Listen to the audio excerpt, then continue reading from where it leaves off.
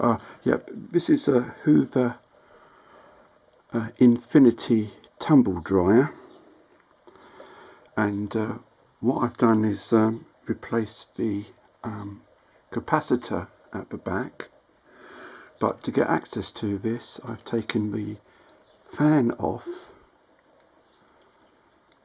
and then taken this housing off to be able to get access to it. Well, now I've done this, but I'll put the housing back. You have to be very careful when you put this housing back that the slots that go in, there's one here and there's a second one here. So there's two of them, there's two rails, and these slot into it, and there's one rail here.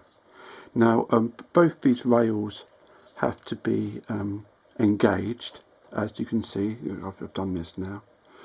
Also, when you push it back, you must press here to make sure that the clips snap into place with the bottom part.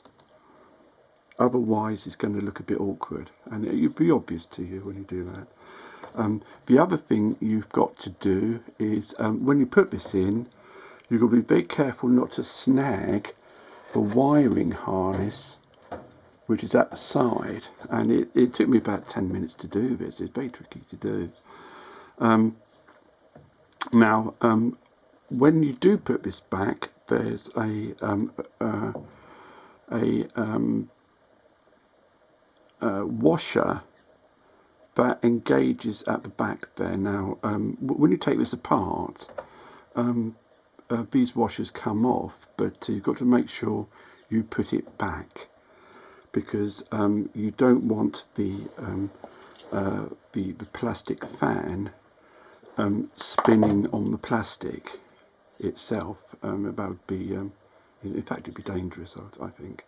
So you've got to remember to put that ring back, and there's that washer. It's a very particular one.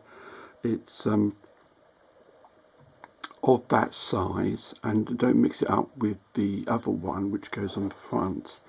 Now you then place the